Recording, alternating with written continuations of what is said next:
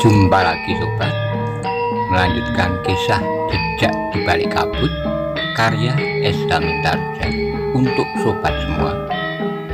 Kali ini dalam episode yang ketiga. Selamat menikmati. Salam budaya.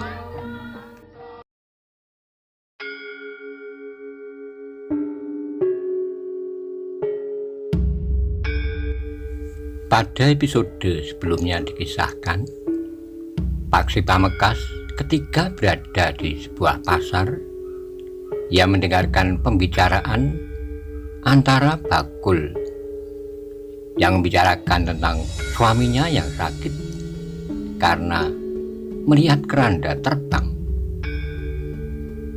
Paksi Pamekasan ingin mengetahui suami dari Bakul yang sakit itu dan memberikan penjelasan tentang keranda terbang. Bagaimana kisah selanjutnya? Simak bersama-sama.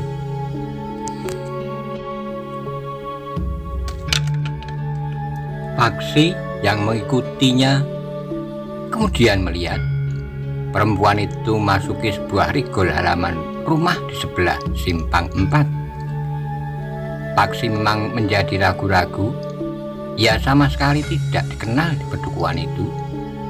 Seandainya ia menceritakan apa yang dilihatnya, apakah orang pedukuhan itu akan mempercayainya? Tetapi Paksi pun kemudian telah membulatkan tekadnya untuk mengatakan apa yang telah dilihatnya semalam. Karena itu maka beberapa saat kemudian Paksi telah berdiri di depan regol halaman rumah perempuan yang baru saja pulang dari pasar itu. Dengan ragu-ragu Paksi melangkah melintasi halaman yang terhitung luas. Beberapa batang pohon tumbuh di halaman itu. Di sana sini nampak pohon kelapa yang tumbuh mencuat mengatasi pepohonan yang lain. Agaknya sebagian dari dagangan kelapanya telah dipetik dari halaman dan kebun di rumahnya sendiri. Ketika Paksi berdiri ragu-ragu di halaman, maka seorang anak remaja datang mendekatinya sambil bertanya, "Siapa yang kau cari, Kakang?" Paksi tersenyum. Anak itu nampak ramah. Karena itu maka ia pun bertanya, "Apakah yang pulang dari pasar itu ibumu?" "Ya, ibu memang berjualan kelapa di pasar." "Ayahmu ada?" bertanya Paksi. "Ada, tetapi ayah sedang sakit. Kepalanya pening, jantungnya berdebar-debar dan tidak dapat tidur." "Apakah aku dapat bertemu dengan ayahmu?" "Ayah berbaring saja di pembaringan dengan gelisah. Kami bergantian menunggunya selama ibu berada di pasar." "Kamu siapa?" bertanya Paksi. "Aku dan adikku." "Bagus," desik Paksi. "Kau anak yang pandai." Paksi menarik napas dalam-dalam. Namun kemudian katanya, "Jika demikian, aku ingin bertemu dengan ibumu." "Duduklah, aku akan memanggil ibu." Paksi pun kemudian duduk di sebuah lincak bambu yang panjang di serambi depan rumah yang sederhana, tetapi nampak bersih itu. Sejenak kemudian maka perempuan yang berjualan kelapa di pasar itu pun keluar dari pintu depan. Ia termangu-mangu sejenak melihat Paksi yang belum pernah dikenalnya. "Kau mencari aku, Nak?" bertanya perempuan itu. "Ya, Bibi," jawab Paksi. "Sebenarnya aku ingin berbicara dengan paman, tetapi bukankah paman sedang sakit?" Perempuan itu mengangguk-angguk katanya, "Ya, suamiku sedang sakit." Perempuan itu pun kemudian duduk di lincak bambu itu pula. "Aku belum pernah melihat kau sebelumnya, Nak," berkata perempuan itu. "Ya, Bibi, aku memang baru kali ini menginjakkan kakiku di pedukuhan ini." "Jadi apakah maksudmu menemui suamiku?" "Bibi," berkata Paksi, "aku mendengar pembicaraan Bibi dengan beberapa orang perempuan di pasar. Menurut Bibi, paman menjadi sakit setelah semalam melihat keranda terbang itu." "Ya," jawab perempuan itu dengan wajah berkerut. "Aku ingin memberikan sedikit keterangan tentang keranda terbang itu." "Jangan, Nak, jangan. Pamanmu sangat terpengaruh oleh penglihatannya semalam. Ia merasa seakan-akan selalu dibayangi oleh keranda yang berjalan sendiri itu. Bahkan rasa-rasanya keranda itu telah terbang mengitari rumah ini. Apakah ketiga orang kawan paman yang melihat keranda itu juga sakit? Adik pamanmu telah menghubungi mereka. Menurut keterangannya, mereka juga menjadi sakit. Terutama seorang yang semalam hampir pingsan. Badannya panas dan sekali-kali ia mengigo. Tapi yang seorang lagi hanya terasa pening-pening sedikit.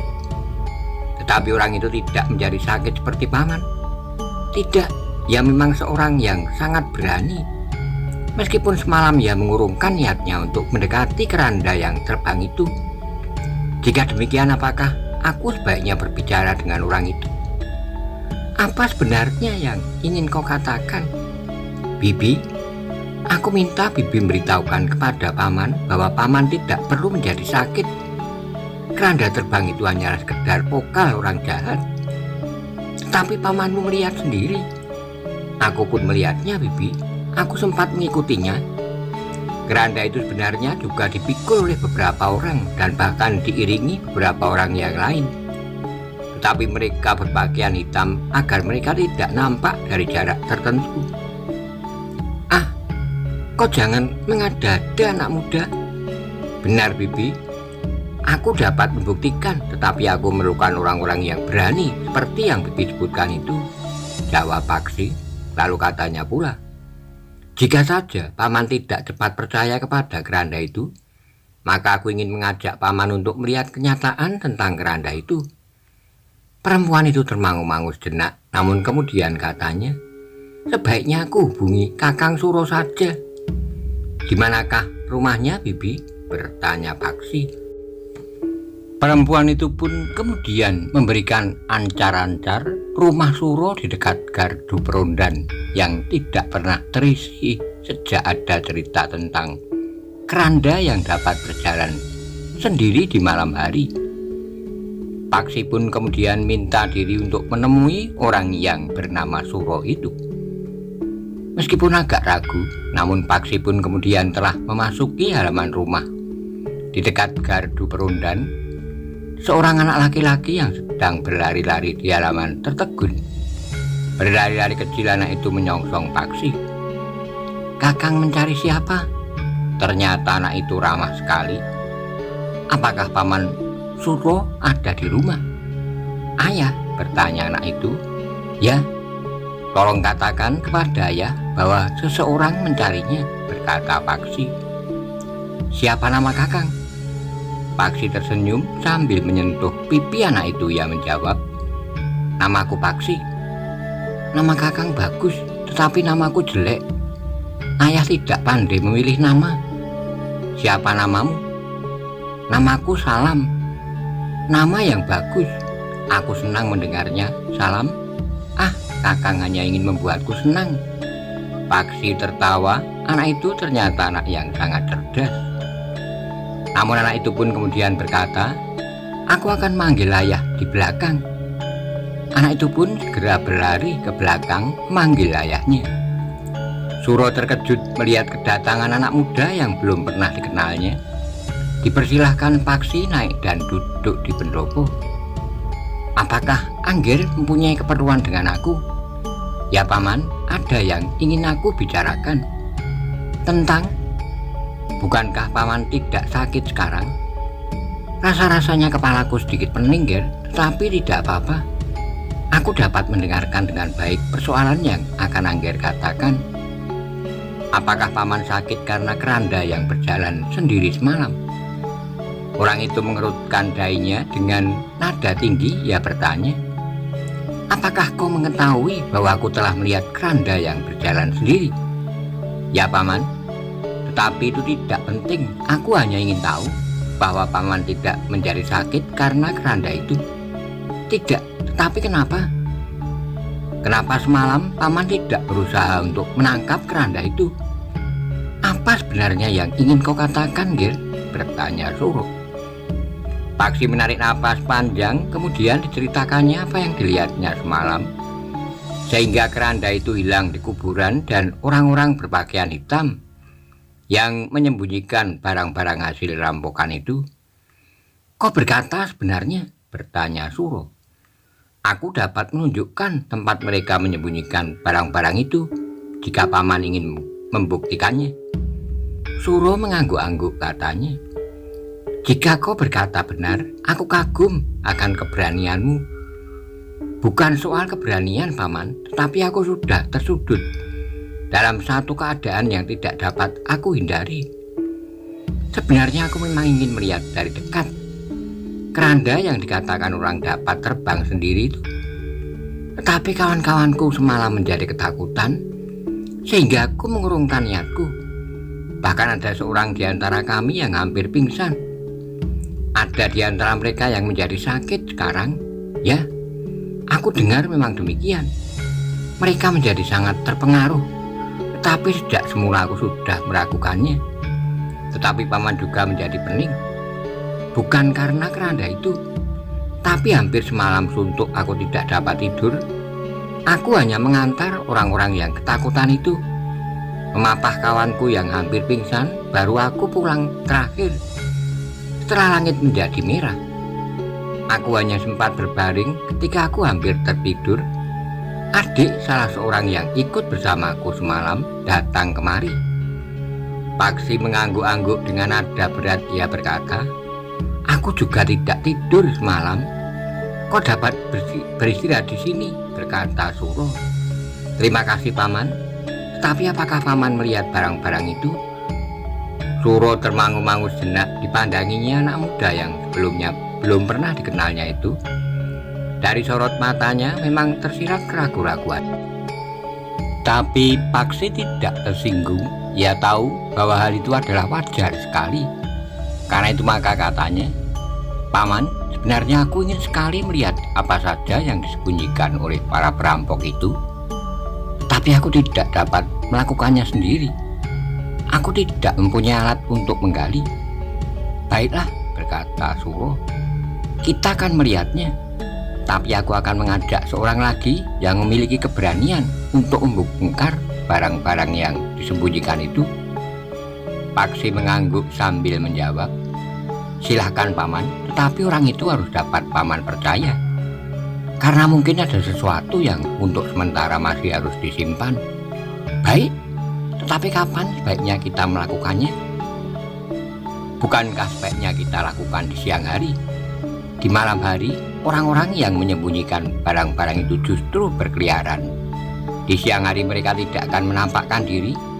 Meskipun demikian, kita harus hati-hati. Baiklah, kita dapat berpura-pura membersihkan kuburan.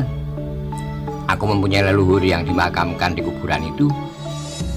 Suro pun minta Paksi untuk menunggu. Minuman dan makanan telah dihidangkan pula. Salam akan menemanimu, Ger, berkata Suro. Beberapa saat kemudian Suro telah datang bersama seorang kawannya. Bertiga mereka pergi ke kuburan untuk membuktikan apakah yang dilihat Paksi semalam bukan sekedar sebuah mimpi atau khayalan saja. Dalam pada itu Suro pun berkata, Ger, pamanmu Mertowiro ini kebetulan adalah anak juru kunci kuburan itu. Oh, Paksi mengangguk-angguk. Kebetulan sekali, paman. Tetapi aku segan untuk menggantikan jabatan orang tuaku.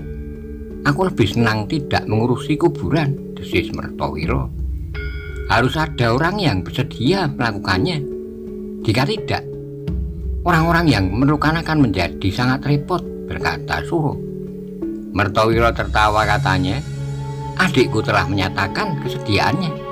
Syukurlah, dengan demikian maka segala sesuatunya ada yang mengatur. Orang-orang pedukuhan yang kematian keluarganya tidak asal saja mengubur di kuburan ini sehingga berjejal-jejal tanpa diatur. Mertowiro tertawa semakin keras. Beberapa saat kemudian mereka telah berada di kuburan. Tidak ada orang yang melihat mereka meskipun mereka masuki kuburan itu di siang hari. Paksi memang agak sulit untuk menemukan batu yang besar itu. Bahkan Paksi sempat menjadi bimbang. Apa yang dilihatnya tidak lebih dari sebuah khayalan.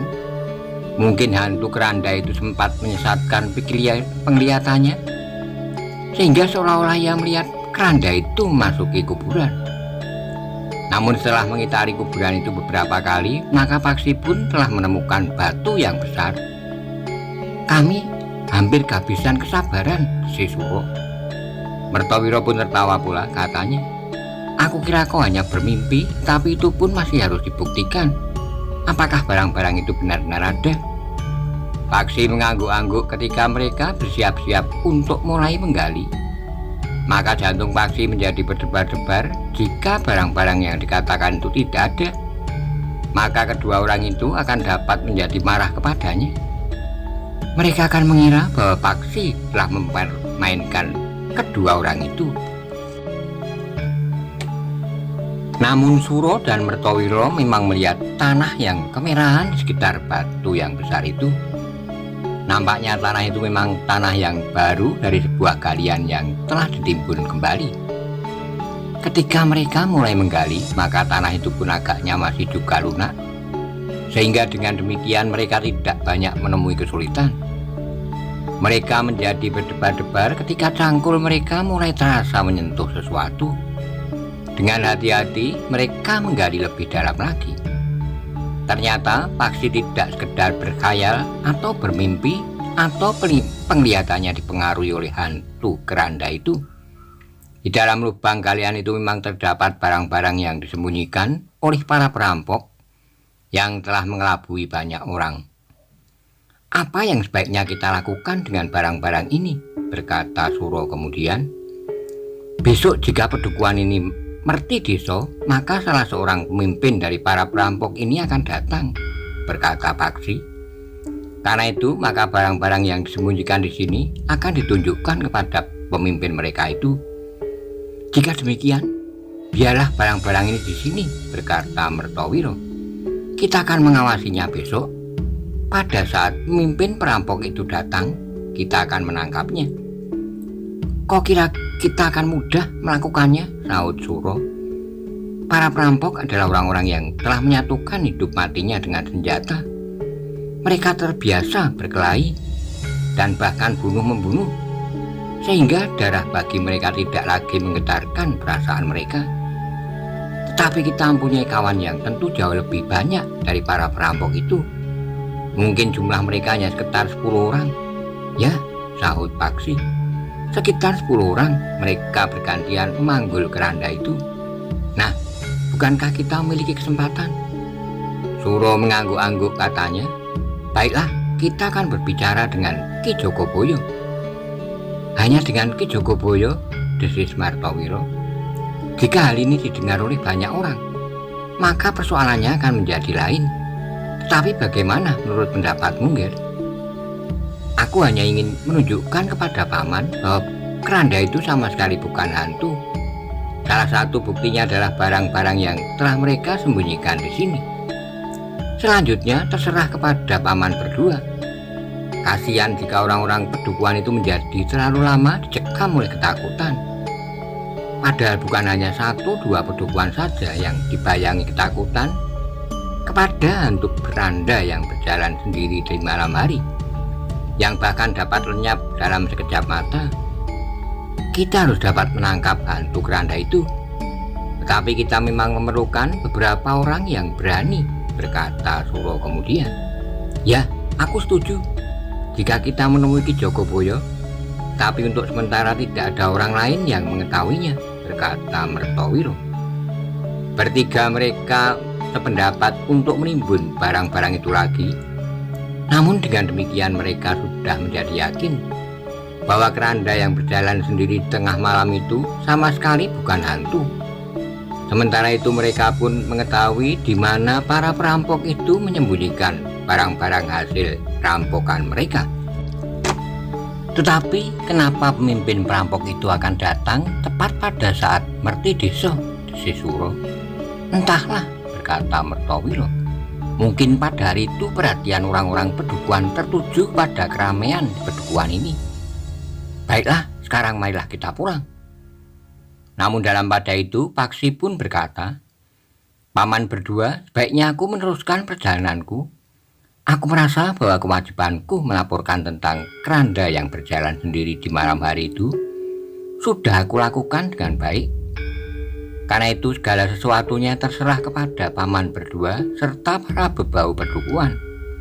Tindakan apa yang akan mereka ambil, namun barangkali yang harus mendapat perhatian adalah bahwa pemimpin perampok yang akan datang itu bernama Kebu Lorok. Kebu Lorok, kedua orang itu terkejut. Dengan nada tinggi Suro berdesis, jadi permainan ini dikendalikan oleh Kebu Lorok yang namanya menggetarkan bulu tengkuk itu. Apakah paman sudah pernah mendengar nama itu? Ya, kami sudah pernah mendengar. Banyak orang yang pernah mendengar nama itu. Orang-orang pedukuhan menjadi ketakutan mendengar nama itu, sebagaimana mereka mendengar cerita tentang hantu keranda. Tetapi hantu keranda itu ternyata hanya sebuah tipuan. Tetapi Kebu Lorok benar-benar mampu memilin leher kita sampai patah. Tapi jumlah penghuni pedukuhan ini cukup banyak, berkata Paksi. Itu tidak berarti apa-apa bagi Kebu Lorok, jawab Suro. Jika demikian, maka keranda yang berjalan sendiri itu tetap menakutkan bagi kita. Bukan karena kita menyangka keranda itu hantu, tapi justru karena yang ada di belakangnya adalah Kebu Lorok. Jika nama Kebu Lorok itu lebih menakutkan daripada hantu, kenapa mereka harus bermain hantu-hantuan? Kenapa tidak Kebu Lorok itu saja datang kemari dan melakukan kegiatan yang dilakukan oleh keranda itu?